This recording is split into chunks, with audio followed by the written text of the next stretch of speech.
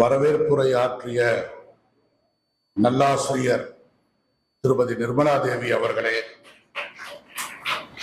முனைவர் கமலக்கண்ணன் அவர்களே, புரவலர் அன்பழகன் அவர்களே, முனைவர் தாமோதரன் அவர்களே, திருமிகு நல்லதம்பி அவர்களே, திருமிகு ஞானசேகர் அவர்களே, சென்னை மண்டல ஆய்வு மையத்தினுடைய விஞ்ஞானி முனைவர் அமுதா அம்மையார் அவர்களே, திருமதி சித்ரா மண்டல் அவர்களே, திருமதி வடிவேலு அவர்களே, திருக்குறள் ராஜதுரை அவர்களே, திரு செல்லகுமார் அவர்களே, இந்த நிகழ்ச்சியை சீரும் சிறப்புமாக ஒருங்கிணைத்து என்னை வரவேற்ற திருக்குறள் தாமோதரன் அவர்களே, வளர்தொழில் இதழில் இருந்து எனக்கு தொடங்கிய பழக்கம் நாளது வரை முகிழ்ந்து வளரும் தம்பியான திரு முத்துப்பாண்டி அவர்களே, தமிழ்நாடு அரசின் வேளாண்மை துறையில் துணை செயலாளராக பணியாற்றி வரும் திரு செந்தில் அவர்களே, இதே பள்ளியில் பயின்று பச்சையப்பன் கல்லூரியில் படித்து அருகில் இருக்கும் ஆட்சிமொழி காவலர் கீராமணிகனாருடைய பெயரன் இனிய நண்பர் கஜேந்திர பாபு அவர்களே, வருகை புரிந்திருக்கின்ற பெருமக்களே, உங்களை எல்லோரையும் இந்த ஞாயிற்றுக்கிழமை காலையில் அருமையான இந்த திருவிக்கா பள்ளியில் சந்திப்பதிலும் பேசுவதிலும் நான் எல்லையில்லாத மகிழ்ச்சி அடைகின்றேன். வரும்பொழுதே என்னை கஜேந்திர பாபு கேட்டார், ஞாயிற்றுக்கிழமை நடக்கிறது கூட்டம், 10 பேர் வருவார்களா என்று கேட்டார். நான் சொன்னேன், வந்து பாருங்கள், 100 பேருக்கு குறையாமல் இருப்பார்கள். இங்கு யாருக்கும் எந்த விதமான தட்டுப்பாடும் இல்லை. 80 படிக்கட்டுகளையும் தாண்டி வரக்கூடிய உயர்ந்த கூட்டம். திருக்குறள் அவ்வளவு உயர்ந்த இடத்தில் வைத்து போற்றப்படுகின்ற கூட்டமாக இந்த கூட்டத்தை திருக்குறள் தாமோதரனார் செம்மாந்து நடத்தி கொண்டிருக்கின்றார் என்றுதான் நான் சொன்னேன். பெருமக்களே, தமிழ்நாடு அரசின் தமிழ் வளர்ச்சித்துறை தமிழ்நாட்டில் உள்ள 38 மாவட்டங்களிலும் திருக்குறள் திருப்பணி திட்டம் என்று ஒன்றை தொடங்கி திங்கள்தோறும் 2 நிகழ்ச்சிகள் என்று நடத்துங்கள், ஒரு 30 நிகழ்ச்சிகள் நடத்தி காட்டுங்கள் ஆண்டுக்கு என்று சொல்லும் பொழுது என்னுடன் பணியாற்றி கொண்டிருந்த பணியாளர்கள் வியப்படைந்தார்கள். எப்படி நம்மால் முடியும் என்று கேட்டார்கள். காரணம், இது சனிக்கிழமை ஞாயிற்றுக்கிழமைகளில் நடத்த வேண்டும். அரசு பணியாளர்கள் திங்கள் முதல் வெள்ளி வரை நாங்கள் பணியாற்றுவதற்கு கடமைப்பட்டவர்கள். சனி ஞாயிறு கூட இந்த கூட்டம் நடத்த வேண்டுமா, வேண்டும் என்றால் வார நாட்களில் நடத்தி விடலாமா என்றெல்லாம் கேட்ட பொழுது, கவலைப்படாதீர்கள், தமிழ்நாட்டில் திருக்குறள் தூதர்கள் யார் யார் என்று கணக்கெடுப்போம் என்றோம். நீங்கள் நம்ப மாட்டீர்கள், 38 மாவட்டங்களில் 1000க்கு மேற்பட்ட திருக்குறள் தூதர்கள். இது எங்களுடைய தலையாய பணி, நாங்கள் இதை பெருமிதமாக எடுத்து செல்லுகிறோம் என்று மாவட்டம் தோறும் வாரந்தோறும் இந்த நிகழ்ச்சியை, திருக்குறள் திருப்பணி நிகழ்ச்சியை பள்ளி மாணவர்களிடமும் கல்லூரி மாணவர்களிடமும் கற்ற இளைஞர்களிடமும் பணியாற்றுகின்ற நண்பர்களிடமும் பல்வேறு நிறுவனங்களில் பணியாற்றும் அரசு நண்பர்களையும் வயதில் மூத்தவர்களையும் அழைத்துக் கொண்டு வகுப்புகளை சீரும் சிறப்புமாக நடத்தினார்கள். ஒரு ஞாயிற்றுக்கிழமை யாரும் எதிர்பாராத வண்ணம் நான் இதே திருவிக்கா பள்ளியில் நடந்த அந்த திருக்குறள் திருப்பணி நிகழ்ச்சிக்கு வந்த பொழுது 90 வயது பெரியவர் எழுந்து மனப்பாடமாக ஒப்பித்தார். 9 வயது எதில் உட்கார்ந்திருக்கிறார். 9 வயது பிள்ளை எழுந்து நின்று முழங்கியது. இதுதான் திருக்குறளுடைய சிறப்பு. தாமோதரன் சொன்னது உண்மை. ஆங்கிலேயர்கள் எந்த காலத்திலும் தங்களுடைய நாடு போனால் கூட கவலை இல்லை, ஷேக்ஸ்பியரை நாங்கள் விடமாட்டோம் என்பதில் பிடிவாதமாக இருந்தார்கள் என்பது போலத்தான் இன்றைக்கு உலகெங்கும் நீங்கள் சென்றாலும் திருவள்ளுவரை போற்றுவதில் தமிழர்களும் ஈடு இணையற்றவர்களாகத்தான் இருக்கின்றார். அமெரிக்காவில் திருக்குறள் புத்தகத்தை திரு ராமோகன் என்பவர் கிறிஸ்துவர்களுடைய புனித விவிலியத்தை போல மிக அருமையான திருக்குறள் நூலினை அவர் பதிப்பித்திருந்தார். அந்த நூலை மீண்டும் தமிழ்நாடு அரசு மீள்பதிப்பு செய்தது.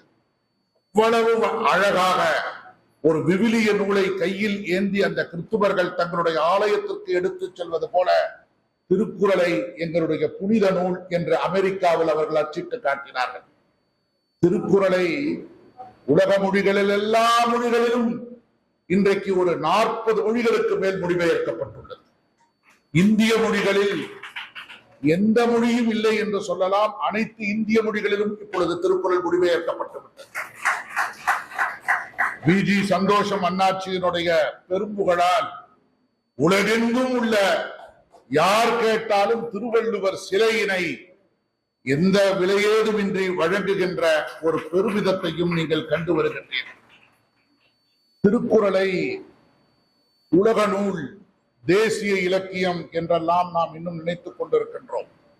இந்த உலக நூல் என்று சொன்ன பொழுது சில திங்களுக்கு முன்பு நாங்கள் யுனெஸ்கோவிலேயே தொடர்பு கொண்டு கேட்ட பொழுது அப்படி ஒரு திட்டமே எங்களிடம் இல்லை, உலக நூல் என்ற ஒரு கோட்பாடு எங்கள் மத்தியில் இல்லை, வேண்டுமென்றால் இதை ஒரு மரபு நூல் என்று சொல்வதற்கு சாத்தியக்கூறுகள் உள்ளது, அதற்கு வேண்டுமென்றால் நீங்கள் ஒரு ஆய்வேடு போல எங்களுக்கு அணியம் செய்து தாருங்கள், அதை நாங்கள் உலகத்தினுடைய மரபார்ந்த நூல் என்பதை வழங்குவதற்கு, சான்று வழங்குவதற்கு நாங்கள் தயார் என்றார்கள்.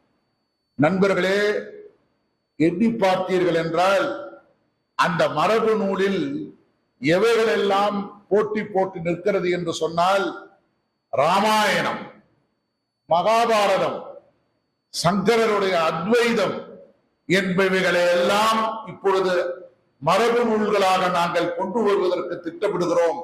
எங்களுக்கு யாராவது நல்லறிஞர்கள் அதனை ஆங்கிலத்தில் அந்த வரைவினை எழுதித்தர வேண்டும் என்று கேட்ட பொழுது நாங்களும் டெல்லியிலிருந்து பல அறிஞர்களை நாங்கள் தொடர்பு கொண்டோம். அந்த வாய்ப்பு எங்களுக்கு கிடைக்காமல் போனதனால், இல்லை என்றால் இது 3 ஆண்டுகளுக்கு முன்பு திருக்குறளை மரபு நூலாக நாங்கள் அறிவித்திருப்போம் என்று டெல்லியில் இருந்த அந்த உயர் அலுவலர் பேசும் பொழுதுதான் நாம் எவ்வளவு பின்தங்கி இருந்தோம் என்பதை தெரிந்து அவரிடம் மீண்டும் தொடர்பு கொண்டு சில திங்களுக்கு முன்புதான் அரசு அலுவலர்கள், உயர் அரசு அலுவலர்கள் ஒரு பெரிய அரசாணையையே வெளியிட்டு அதை மரபு நூல் ஆக்குவதற்காக அணியம் செய்து அதனுடைய வரைவு அறிக்கையினையும் செம்மாந்த ஆங்கிலத்தில் அவர்களுக்கு ஒரு 100 பக்கத்திற்கு மிகாமல் அனுப்பி வைத்த பெருமை நம்முடைய தமிழ்நாடு அரசை சாரும். நண்பர்களே, மூதறிஞர் மூவாவின் பெயரில் இந்த அமைப்பு நடைபெறுவதை கண்டு நான் உளமாற பாராட்டுகிறேன். மூவா புகழ் மூவா என்றுதான் தமிழ் உலகமே அவரை பாராட்டும். இங்கிருந்து சில கல் தொலைவில் தான் அவர் வாழ்ந்த இல்லம். அவர் பச்சையப்பர் கல்லூரியில் தமிழ் பேராசிரியராக 1940ஆம் ஆண்டு அவர் வந்து தமிழ் பேராசிரியராக பணியாற்ற தொடங்கிய காலத்திலிருந்து அவர் மதுரை பல்கலைக்கழகத்தினுடைய துணைவேந்தராக செல்வது வரை தமிழ் மாணவர்கள் அத்தனை பேரும் படித்தால் பச்சையப்பர் கல்லூரியில் பேராசிரியர் மூவா தலைமையில் தான் படிப்போம் என்று உறுதி கொண்டு வந்து படித்தவர்களுடைய வரலாறு மிக்க தகமையாளர் அவர். எந்த யார் 1955 மூவா தலைமையில் படிக்க வேண்டும் என்று சொல்லி மதுரையிலிருந்து பச்சையப்பன் கல்லூரியில் வந்துதான் அவர் பயின்றார். எல்லா மாணவர்கள் தான், ஆசிரியர்கள் தான் மாணவர்களுக்கு அணிந்துரை எழுதி வழங்குவார். ஆனால் நன்னூல் படி மாணவர்களே ஆசிரியர்களை பெருமிதம் செய்யலாம் என்ற அமைப்பின் வழியாக மூவா அவர்களுடைய முதல் நிலையில் அவருடன் படித்த 5 மாணவர்கள் தான் மூவாவினுடைய புதினங்களுக்கெல்லாம் முன்னுரை எழுதினார்.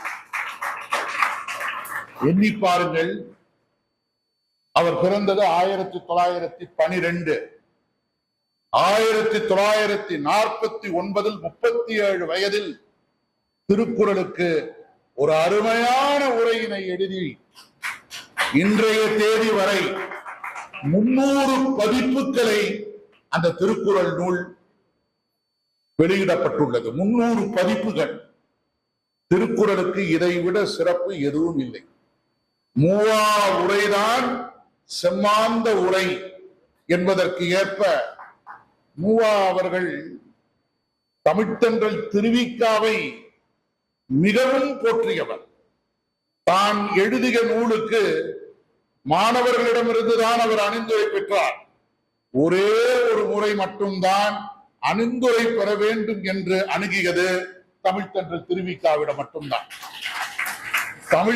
தமிழ்த்தென்றல் திருவிக்கா 1953 மறைந்த பொழுது, மறைந்த அந்த நாளிலேயே கூட்டம் கூட்டி திருவிக்கா பெயரில் ஒரு பள்ளி நிறுவப்பட வேண்டும் என்று 77 ஆண்டுகளுக்கு முன்பு திட்டமிட்டு இந்த ஷனாய் நகரில் இந்த திருவிக்கா பள்ளி நிறுவுவதற்கு மூவா அவர்கள்தான் மூல காரணமாக இருந்தார்.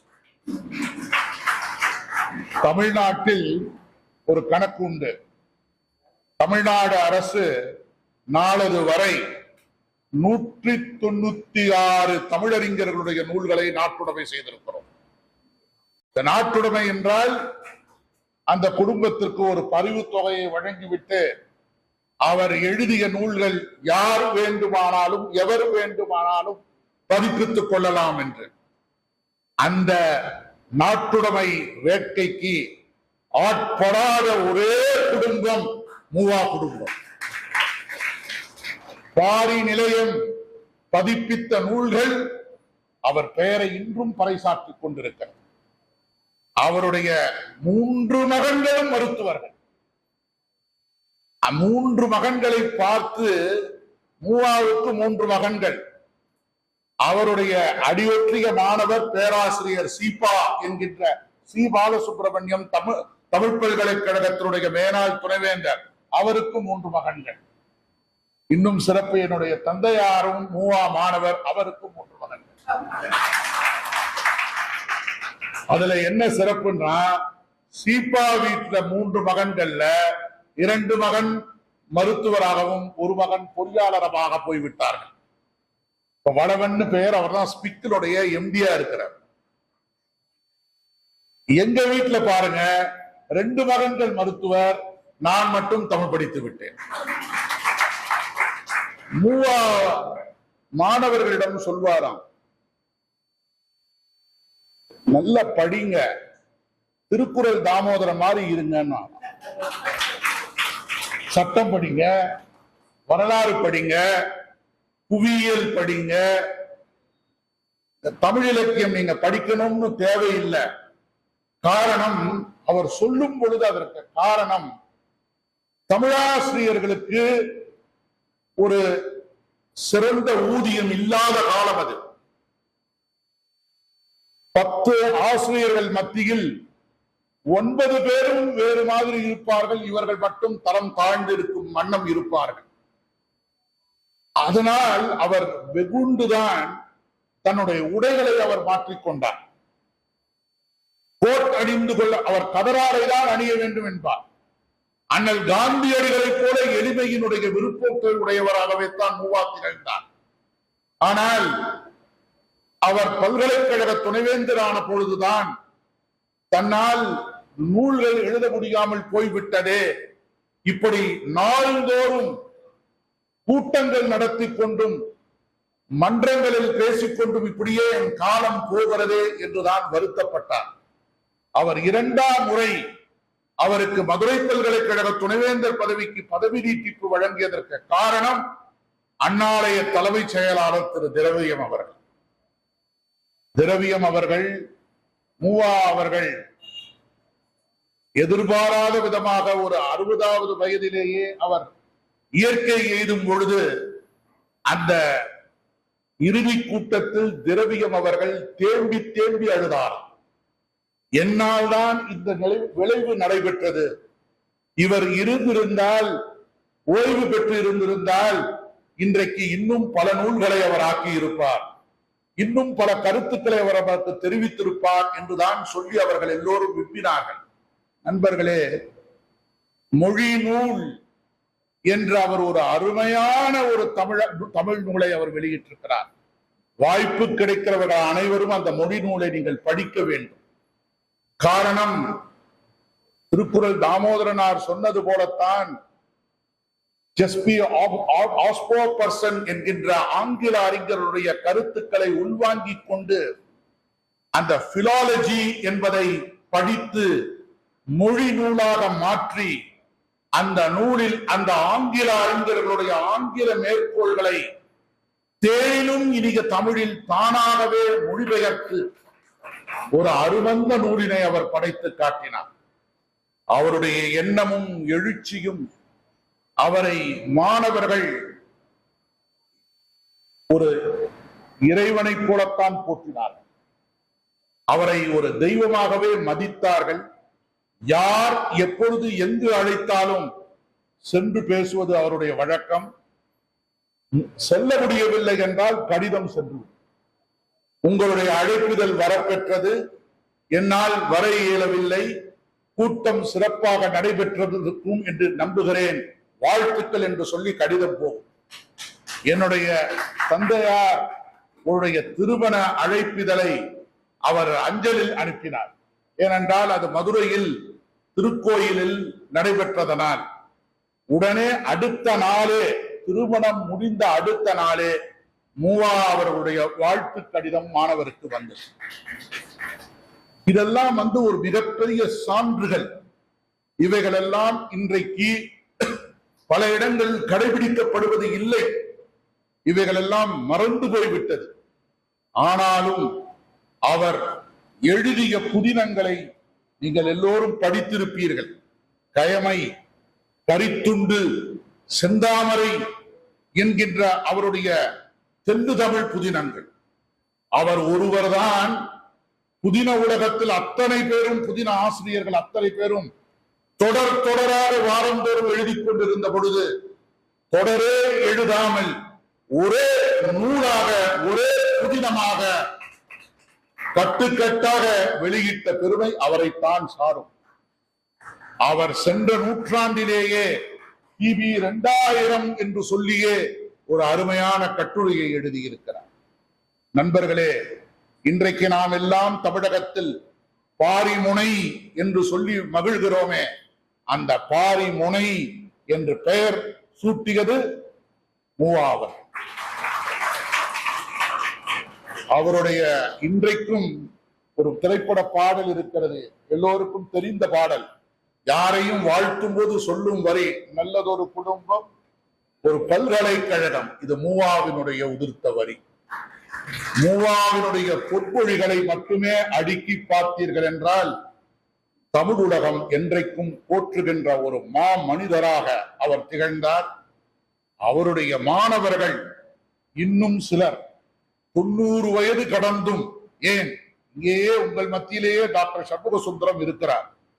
அவர் அவருடைய ஒரு நூலுக்கு அவர்தான் காப்புரிமை பெற்றிருக்கின்றார். அதுபோல டாக்டரா இவர் இருக்கிறார், நாகு இருக்கிறார் அரும்பாக்கத்தில். அதே போல டாக்டர் பெருமாள் இருக்கிறார், அவரும் அரும்பாக்கத்தில். அவர் இருப்பது மூவா தெரு என்றே. என்னுடைய தந்தையாருடன் பயின்ற இன்னொரு நண்பர் மதுரையில் இன்றும் இருக்கிறார், 92 வயது. ஒரு நாள் பச்சையப்பர் கல்லூரியில் மூவா அழைத்து நீ நாளை முதல் இந்த கல்லூரிக்கு வரக்கூடாது என்று ஆணையிட்டார். ஏன், எதற்கு என்று எதுவும் கேட்கவில்லை. ஆசிரியர் சொன்னார் என்ற ஒரே காரணத்திற்காக அவர் மதுரை சென்று விட்டார். இன்று வரை அவர் இருக்கிறார். இன்று வரை அவர் ஏன் அனுப்பினார், இவர் ஏன் சென்றார் என்பது யாருக்கும் தெரியல. அதுதான் அந்த ஆசிரியர் மாணவருக்குள் இருக்கும் கமுக்கம். அது அப்படியெல்லாம் இன்றைக்கு இருக்குமா என்று எண்ணி பார்த்தால் முடியாது. நண்பர்களே, மூவாவினுடைய புகழையும், தமிழ்த்தன்றல் திருவிக்காவினுடைய புகழையும், திருக்குறளுடைய பெருமிதத்தையும் நீங்கள் எல்லோரும் நாள்தோறும் சிந்தித்து பார்க்கின்ற வண்ணம் இந்த ஞாயிற்றுக்கிழமையில் இந்த சிந்தனை கூட்டம் நடைபெற்றுக் கொண்டிருக்கிறது. இத்தனை பேர் நீங்கள் வருகை புரிந்ததற்காகவே நான் உங்களை வாழ்த்துகிறேன். தமிழ் வளர்ச்சித்துறையில் நாங்கள் கூட்டங்கள் நடத்தும் பொழுது அப்பொழுதெல்லாம் அஞ்சுவோம், எப்படி கூட்டத்தை கூட்ட முடியுமா என்றெல்லாம் கேட்போம். ஆனால் தமிழுக்கு என்றால் எப்பொழுதும் கூட்டம் தானாகவே வரும். என்னுடைய தந்தையார் அடிக்கடி சொல்வார், தமிழர்கள் தான் நாள்தோறும் விழா எடுப்பார்கள், காரணம் அப்பொழுதுதான் அவர்கள் விழாமலேயே இருப்பார்கள் என்பார். நண்பர்களே, அது என்ன திருக்குறள்? ஆக்கம் அதர்வினாய் செல்லும், அசைவு இலா ஊக்கம் உடையான் உழை. அப்படித்தான் இவர்கள் எல்லோரும் நம்முன் வாழ்ந்து காட்டியவர்கள்.